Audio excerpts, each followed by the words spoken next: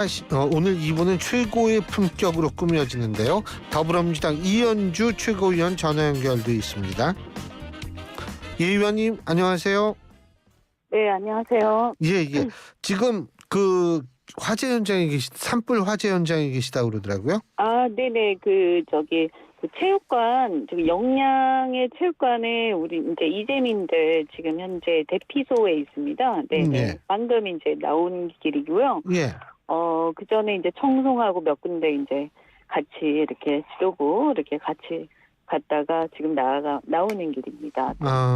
지금 상황은 어떻습니까? 그 이제 잔불이 오늘 사실은 비가 올 거라고 많이 기대를 했는데. 예, 비가 별로 안 와서요. 네, 그래서 아직까지 완전히 진화가 안 된 것 같고요. 지금도 보니까 잔불이 조금 남아 있어서 또 추가로 이렇게 진화하기 위해서 출동을 좀 하고 이런 상황인 것 같습니다. 이제 또 문제는 뭐냐면 이제 그 대피 혹시라도 이제 집 타지 않더라도 그 인근에 있으면 위험하지 않습니까? 그래서 예방적으로 다들 일단 대피를 많이 하신 상태인데 이분들이 다들 또 고령인 분들이 많으시고 또 거동이 불편하신 분들도 많으시고 한데 현장에 일단은 대피 시설들을 체육관이나 이런 데 마련해서 하긴 했는데 이게 텐트 같은 걸로 이렇게 어느 정도 사생활이 좀 보호가 돼야 되는데요. 급하게 마련하다 보니까 그런 것들이 조금 부족한 면들도 있고 그냥 막 그래도 어쨌든 위험한 것보단 나은 상태니까 일단 그러고 있는 것 같고요. 그래서 저희가 행안위 쪽에 의원들도 다 같이 내려와서 그런 것도 지금 챙기고 있는 중입니다. 그 추경 문제, 산불 추경 문제에 있어서는 뭐 여야가 그 필요성은 인정하는 것 같아요. 이거 어떻게 될 것 같습니까? 어떤 거요? 산불 추경요. 아, 추경요. 당연히 여야가 다 이견은 어차피 이제 추경은 얘기하고 있지 않았습니까? 그래서 당연히 이제 해야 되는데 그 속에 이제 산불 문제도. 근데 제가 알기로는 이미 재난 관련 예산이 지금 잡혀 있습니다. 재난 예비비가 이미 상당히 예산이 지금 확보돼 있고요. 집행하면 되는 걸로 알고 있습니다. 예. 네네. 근데 국민의힘은 좀 얘기가 다른 것 같은데. 그거는 이제 그냥 이제 일종의 정치적 공세를 하시는 거죠. 네. 네. 그래서 오늘도 이제 그런 얘기도 했었고, 그 다음에 사실은 이제 근본적으로는 이 진화대원에 대한 얘기들을 좀 나눴었는데, 군수님들하고요. 거기 이제 관계되신 분들, 산림청에서 오신 분들하고, 진화대원이 이제 급조되거나 아니면 이제 이 훈련을 이제 굉장히 단기간 받고 이렇게 투입되시는 이제 동네 분들이세요. 그러다 보니까 이건 그냥 잔불을 끄는 정도지 이게 프로페셔널하게 이렇게 훈련되신 분들은 아니시거든요. 그러다 보니까 굉장히 피해가 크고 이제 좀 문제가 있어요. 그래서 좀 더 이렇게 훈련된 진화 요원들이라고 해야 되나요? 이런 분들의 양성이 좀 장기적으로 양성이 좀 필요하고 이게 산불이 나지 않았을 때는 이거를 낭비라고 생각을 하기가 쉬운데 우리가 어쨌든 이런 재난에 대한 예방 차원에서의 투자는 좀 충분히 해야 된다. 그리고 가장 중요한 게 사실은 이렇게 대형으로 산불이 났을 때는 사람이 끄는 건 한계가 있습니다. 그리고 위험하기도 하고요. 그래서 헬기가 동원이 돼야 되는데 지금 헬기가 숫자가 더없이 부족하고 헬기가 굉장히 오래돼서 낡았습니다. 그래서 이번에 사고도 나지 않았습니까? 그리고 헬기가 굉장히 규모가 좀 이렇게 크기가 작아서 이 물이나 이런 어떤 그 진화를 하기 위한 여러 가지를 쏟아붓는데도 용량이 한계가 있다고 합니다. 그래서 대형 헬기 우리가 뭐 미국이나 이런 다른 나라 이제서 보면 영화에서 보면 나오지 않습니까? 그런 대형 헬기하고 또 필요한 경우에는 이게 무인 헬기도 좀 필요한 것 같아요. 굉장히 좀 위험할 때 또 투입될 수 있는 헬기 이런 것들이 사실 우리가 과학 기술은 굉장히 앞서 있는데도 불구하고 이 공공 분야의 이런 부분들은 지금 뭐 몇십 년째 사실 수해도 그렇지만 이제는 좀 업그레이드하고 좀 전환을 해야 되는 그런 시기가 됐는데도 제대로 안 된 거죠. 자, 이현주 최고위원께서는 또 법조인 출신이시기도 하시니까 어제 있었던 이재명 대표 재판 좀 여쭤보겠습니다. 일단 2심에서 무죄가 선고가 됐습니다. 어떻게 보십니까? 저는 사실 이제 뭐 무죄가 나올 거라고 예상을 했기 때문에 예. 네네. 그래서 예상대로 이제 결과가 나왔다 이렇게 생각을 하고요. 사실은 1심이 너무 이상했거든요. 그래도 이제 워낙 요즘에는 사법부의 재판도 1심에서 우리가 봤던 것처럼 1심이 어떻게 됐냐면 뭉뚱그려서 판단을 했어요. 그런데 형사사건은 특히 허위사실 유포에 대한 형사사건은 발언의 하나하나를 분석해서 그 발언 하나하나를 문구를 가지고 판단해야 되지 않겠습니까? 당연히요. 이게 허위다 아니다. 이게 허위다 아니다. A 발언이 허위다 아니다. B 발언이 허위다 아니다. 이렇게 특정해서 해야 되는데 1심 판결은 뭉뚱그려서 해가지고 굉장히 이상했거든요. 저희 법조인으로서 보면. 예. 근데 이번에 이제 항소심 판결문만 읽는 것도 상당히 뭐 거의 2시간, 1시간 넘게 쫙 걸렸는데요. 그걸 들으면서 이번에 2심은 이제 대등재판부라고 항소심의 형사재판부 대등재판부는 세 분의 판사님이 세 분 한 분 한 분이 뭐 배석이 있는 게 아니고요. 예. 한 분 한 분이 각자 부장급 이상의 상당한 베테랑들로 구성돼 있고 각자가 다 자신의 어떤 그 견해를 똑같은 어떤 비중으로 밝힐 수가 있습니다. 그래서 이 세 분이 합의가 안 되면 결론이 안 납니다. 그러니까 예를 들면 그전 같으면 그냥 이제 주심이 있고 그다음에 또 배석이 있고 그래서 우배심, 자배심이 있고 그다음에 재판장이 있지 않습니까? 예. 그래서 재판장이 끌고 가는 구조였는데요. 그러면 이제 배석 판사는 사실은 재판장의 어떤 그 견해에 굉장히 많이 종속이 되는데 이번에 대등재판부라는 제도는요. 한 분 한 분이 전부 다 그만한 목소리를 똑같이 갖고 계십니다. 그래서 이 경우에 세 분이 다 합의가 안 되면 결론이 안 나는 구조예요. 그래서 그만큼 상당히 수준이 높은 판사들이 재판을 하는 거고 또 이분들의 어떤 그 수준이 상당히 한 분 한 분이 굉장히 그 높은 수준의 어떤 토론들을 했다. 그리고 제가 들어보니까 엄청나게 꼼꼼하게 하나하나 다 분석해서 일일이 다 이유를 설치를 하셨어요. 근거를 댔고요. 그래서 굉장히 프로페셔널하구나. 그래서 저렇게 하면 형사재판은 사실 억울한 사람이 없을 텐데 하는 생각이 들었습니다. 그 대등재판부라고 그러셨어요? 대등재판부요. 대등이요. 그거 네네. 원래 있었던 거예요? 그 제도가요? 저도 뭐 이게 사실은 저도 형사 전문 변호사가 아니라서 예. 사실 경제 전문 변호사니까 그렇죠. 그런데 예. 제가 알기로는 옛날에는 저는 이런 걸 못 들어봤어요. 근데 아마 이제 뭐 최근인지 아니면 뭐 몇 년 된지 모르지만 이제 좀 형사 재판들도 이제 발전을 하면서 생긴 것 같고요. 그래서 이제 형사 재판에서 가장 중요한 것은 명확성의 원칙입니다. 예.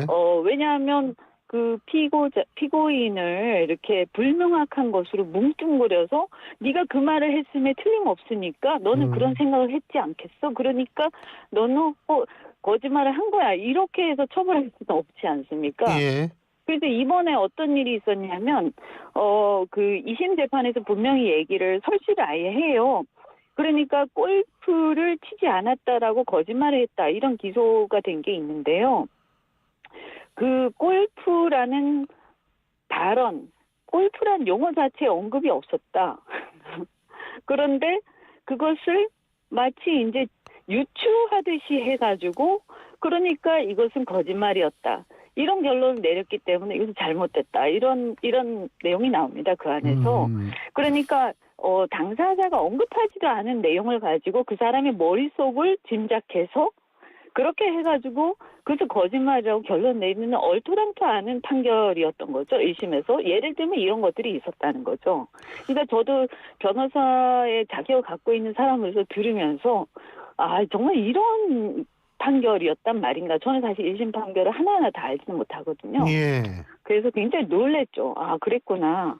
그리고 또 뭐 예를 들어서 사진 10명의 단체 사진을 가지고 국힘 쪽에서 4명만 오려가지고 골프 라운딩을 한 거다. 이렇게 이제 주장을 하니까 이것을 이재명 대표께서 이것은 조작된 사진이다라고 얘기를 했는데 그 조작된 사진이라는 그 말이 거짓말이다. 이렇게 검사가 이제 기소를 한 거죠. 근데 이것은 조작이 맞다. 왜냐하면 그래서 오려가지고 편집한 거니까. 편집은 아니고 오린 거는 그러니까 그 특정 부분을 확대하고 그 부분만 잘라낸 거죠, 그죠? 그렇죠, 그렇죠. 예. 네, 그렇죠. 예. 그러니까 그것을 이제 뭐 편집이라고 표현할 수도 있고, 그리고 뭐 거기서 예. 이재명 대표가 그렇게 얘기한 건 아니고요. 예, 예. 조작이라는 표현을 예. 하셨죠.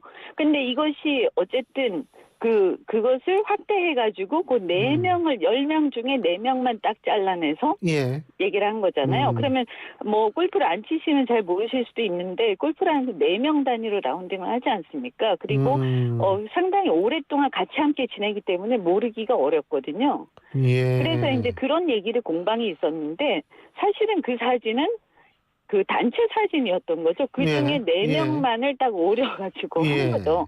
그러니까 그걸 조작이라고 말한 게, 예. 조작이라고 말한 게 그게 잘못된 게 아니다. 이거죠. 그게 허위 사실이 아니다. 예. 네, 그거 그러면 당연한 얘기죠. 제가 봤을 때는. 그러면 대법 지금 검찰은 이제 상고할 텐데 대법에서도 그대로 그 무죄가 유지될 거라고 보시는 거네요, 그죠? 뭐 저는 뭐 당연히 그럴 거라고 보고요. 어차피 예. 대법원은 법률심이니까 그렇기도 하지만 예. 내용상으로 봐서 너무나 완벽한 판결이라서 이것은 뭐 다시 재고의 여지가 없다라고 보고요. 오히려 저는 정말 이걸 제가 들으면서 전 사실 1심을 일일이 보지를 못했기 때문에 예. 들으면서 어떻게 보면 이렇게 막 그 기소를 남발하면 자기가 하지도 않은 말을 가지고 네가 하는 뭐 행동이나 내심의 어떤 그런 말이 뉘앙스가 있는 거 아니야라고 하면서 허위사실이라고 기소를 하면 뭐 맘만 먹으면 다 걸 수 있는 거잖아요. 그래서 되게 무섭구나 이 검찰이 이런 생각을 제가 실감을 했고 또 이런 와중에 피고인에 대해서 엄격하게 판단을 명확하게 하지 않고 두루뭉술하게 대충 이렇게 판단을 사법부가 하게 되면 세상에 얼마나 많은 그 억울한 사람이 생길까.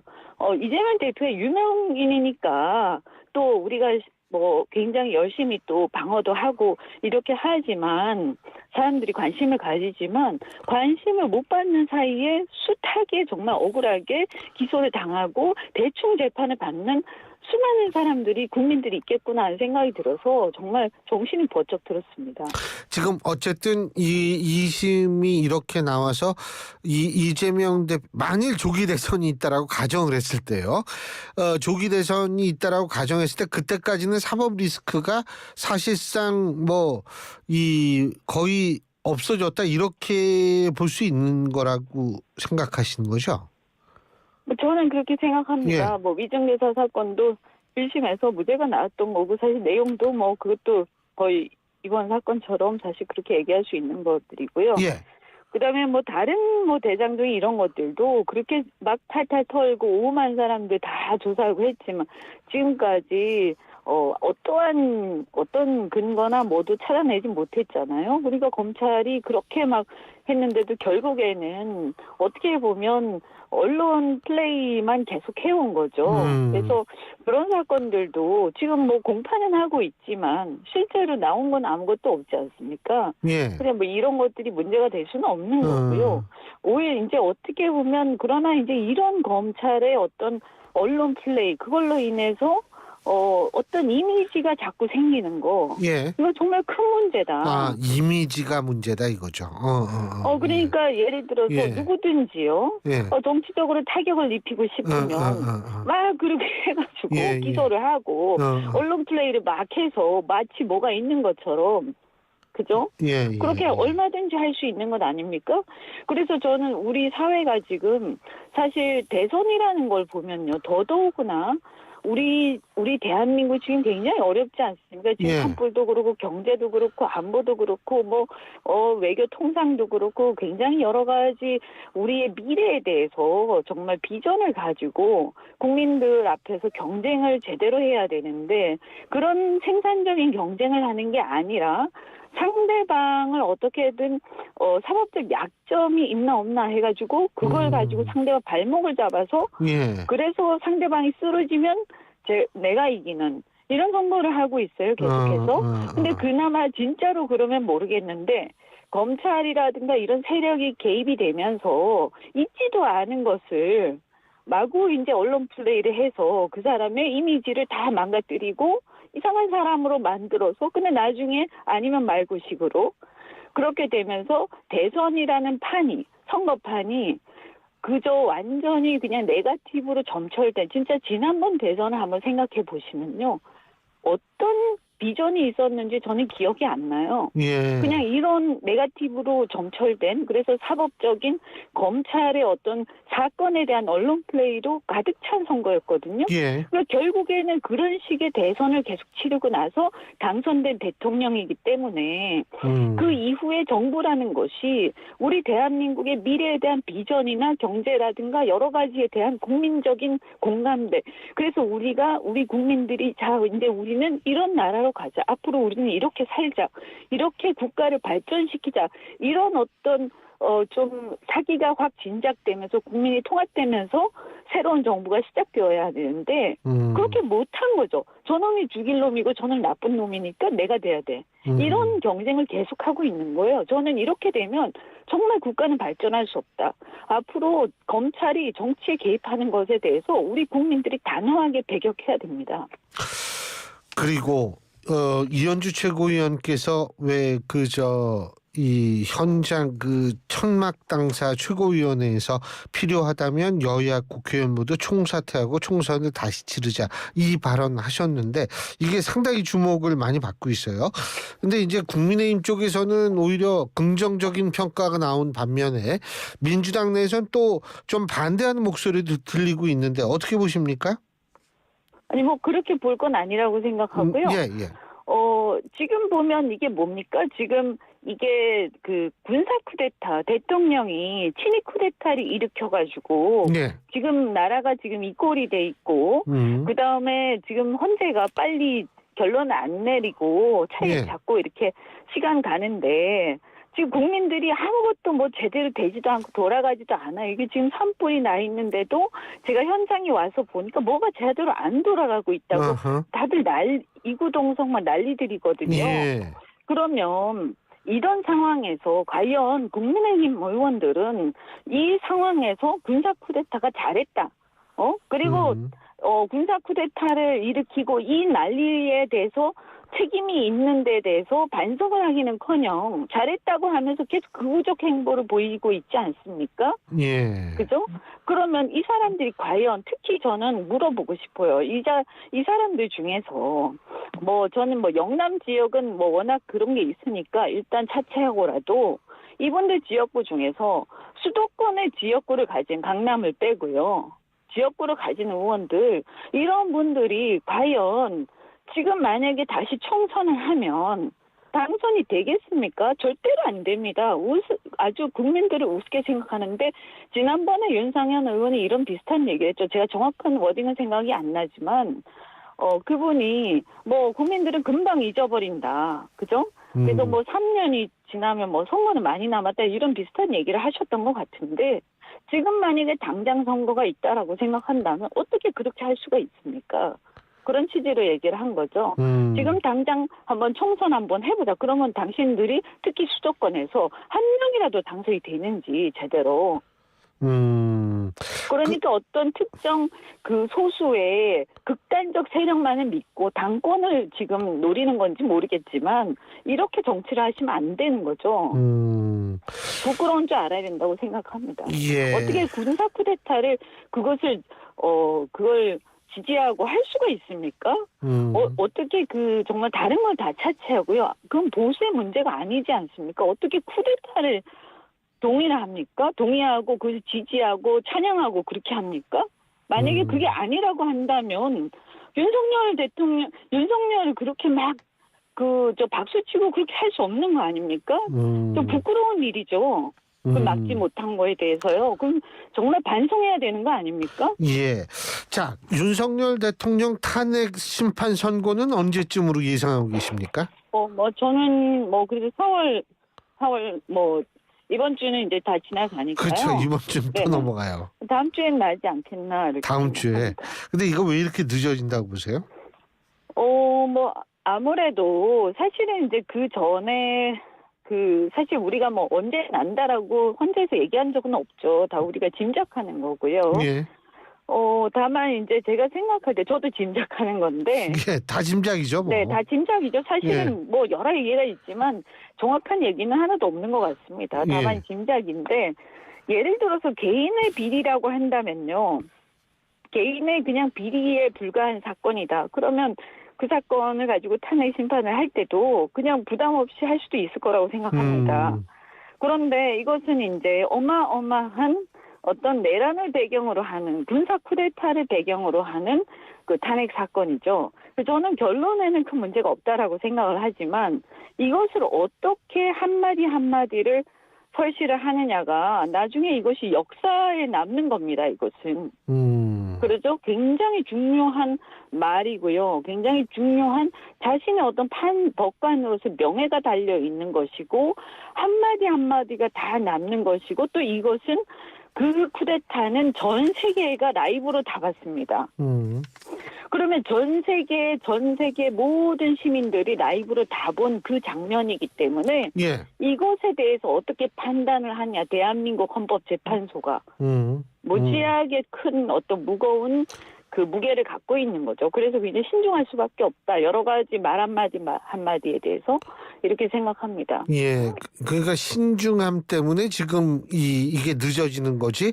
뭐 또 국민의힘 쪽에 생각하는 것처럼 이견이 좀 있어가지고 그런 건 아니다. 이렇게 보시는 거죠. 아니 그죠? 뭐 이견이 예. 이렇게 어떤 문제들에 대해서 있을 수도 있죠. 예. 법관들은 제 예. 생각이 어떤지 제가 알 수는 없지만요. 예. 그러나 큰 틀에서 이견이 있는 건 아니라고 저는 생각하고요. 그러나 알겠습니다. 그 작은 이견들조차도 예. 굉장히 아까 말씀드린 것처럼 예. 역사에 남는 것이기 때문에 굉장히 치열하지 않겠습니까? 예, 잘 알겠습니다. 오늘 말씀 여기까지 듣죠. 고맙습니다. 네, 고맙습니다. 예, 더불어민주당 이현주 최고위원이었습니다. 하이 AI. 다들 연금력 하던데 연금력이 뭐야? 연금력은